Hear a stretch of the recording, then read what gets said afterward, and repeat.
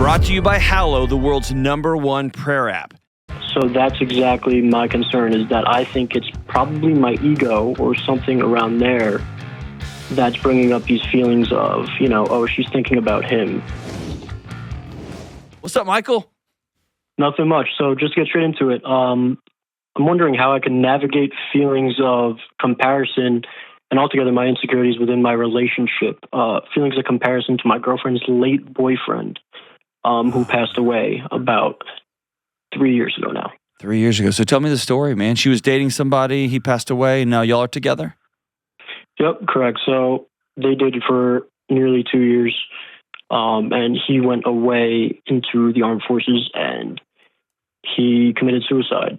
Or that was the story that was, or not the story, that was what was said. There's some shady circumstances there, but okay. Altogether that was what would happen. He committed suicide, and so she lost him suddenly, and it breaks my heart every day for her. So, yeah, that's her story with that. So what's your story? My story is that, well, first off, I haven't been in many long-term relationships. I've been in one in my life when I was younger. I was in high school. Okay. And so, I'm kind of new to this. I'm still navigating it. But when it comes to this situation, if that's even the right word for it, situation, I would say that, it's hard for me to, sometimes when I am with her, I feel as if maybe she's not as present with me as, I'd like her to be, possibly, if those are the right words. But, like I said, it breaks my heart for her every day. I can only understand how she's feeling. I'm the first guy that she actually went on a date with or has been in a relationship since those 3 years ago. So how much does she bring this up, and how much are you projecting this onto your normal relationship? Yeah, so that's exactly my concern, is that I think it's probably my ego or something around there that's bringing up these feelings of, oh, she's thinking about him, or in this moment she's thinking about him, when it's really not true and it's more or less just my assumptions. I need to reframe the whole situation in a way, in my own mind. Yeah, because I see a narrative that you can also create. Mm-hmm. You can create a story that you're dating somebody that's forever damaged, mm-hmm. and that you are just this second place, cut rate placeholder for her one true love who died mm-hmm. when she was still a late teenager. Mm-hmm. You can make up that story. Mm-hmm. You could also make up the story that after 3 years of the sun being out in her life, mm-hmm. everything being smoke and haze and ash, she saw through the haze a light, someone who could bring her some joy, make her laugh again, someone she could imagine herself having his hand in her hand. Mm-hmm. And that would be one of the most empowering, uplifting, write a new story with, energy. Yeah. But you don't choose that one. Yeah. You choose every time she looks off, every time she rolls away, every time she pulls back from a kiss, must be him, must be him, must be him. Mm-hmm. I may be out to lunch, brother, but I'm 99.9% sure that you're bringing that baggage to this thing. 100%. And that's exactly what I thought that I was doing this whole entire time, because, I don't mind when, if she does bring him up or anything like that. I actually want to hear about him. I do. You tell her that? I do. I tell her that all the time. Why do you want to hear about him? Because I want to know how to love her better. Yeah, you don't love her better through a teenage romance. Yeah. You learn to love her better by asking her in the present, how can I love you better? You're trying to do it through him. You're trying to become him. You can't be. Yeah. Mm-hmm. Why are you, I'm sounding accusational, and I don't mean to be. What is it about you that you don't think you're worth being the lens that you want to be loved through? It's a good question.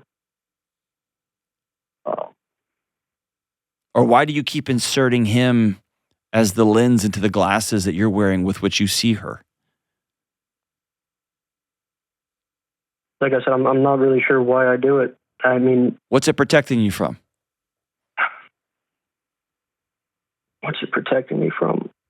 Bringing him into it, being myself. I mean, just putting my whole self into the relationship, being myself. And what's a possibility that could happen if you put your whole self into this? I become so vulnerable and she doesn't accept me. There you go. Yeah. That's it. Exhale on that. Sit on it. Yeah. The only way love works, the only way a long-term romantic relationship works, is if both people say, this is all of me. Do you still love me? Mm-hmm. And if somebody says, this is most of me, but I got to keep this over here to the side, or this is enough of me, ultimately, that relationship fails. Yeah. It either fails with two people who just decide to be roommates forever, or it fails, somebody goes and finds somebody else because they need oxygen, and the other person's withholding oxygen. Mm-hmm. So I think what you're feeling for like a first time grown up, how old are you? I'm 24. Yeah, first time grown up, I could actually make plans with this person. We have a long-term high school girlfriend. You're not thinking like we could get married. Well, you're having that thought now, right? We could make a family. We could have kids, buy a house together. You're realizing how terrifying that proposition is. And so I think your terror is very well earned. Mm-hmm. I think it's grossly unfair to lay that at the feet of her deceased boyfriend from 3 years ago. Mm-hmm. Yeah. And it's unfair 100%. for her to carry your insecurity. 100%. Have you ever sat down with her and said, I think you're pretty amazing, and I just wonder if I'm enough? I have. What'd she say? You're amazing. Does she lie to you? No, I do not think she's lying to me. Okay. Then I think the thing you need to practice, and this isn't a moral issue or a character issue or a defect issue. This is a skill set issue. Something you got to practice. Okay. You've never shot free throws. You got to shoot free throws. That's just kind of it. You have to practice sitting uncomfortably when she says, I love you, and it doesn't feel like it yet. Or it feels scary. Mm-hmm. And that makes sense. Over time, you'll feel more comfortable. Because one thing I do, like sometimes, like you just said, it could be a skill set issue, like lack of experience. But sometimes, like I said again, it's me. It's all just my own insecurities. But if she does, she says she loves me, and it's like, do you really? Like, it's. And I know she does. In my heart of hearts, I know she does. But think of it this way. That's your mind taking two hands and shoving away somebody who's trying to hug you. Yeah. Don't do that. I don't want to do that. It's violent, right? Don't do that. Mm-hmm. And also, it's probably worth the time. It's probably worth your effort. And it's probably got roots all the way back into when you were younger. But there's a reason why your mind and nervous system are trying to protect you. Maybe you got hurt real bad when you were a kid. Maybe mom left when you were a kid. Maybe dad was supposed to love you and he did. Like, I don't know. Maybe your older sister or older brother. Who knows? But somewhere back in there, your body learned that true vulnerability will get you squashed. Or it's never experienced it ever. It's never experienced the peace of being fully seen and fully loved, which is what you should get from your parents. And so, for whatever reason, when this new amazing relationship, this new young woman says, hey, no, I love you. You're amazing. Your body's instinct, your nervous system, your chest, your instinct is to shove her away. And so we're going to practice not shoving her away. We're going to practice saying these words, I believe you. And we're going to practice consciously pulling our shoulders down. We're going to practice consciously smiling. I believe you. I believe you.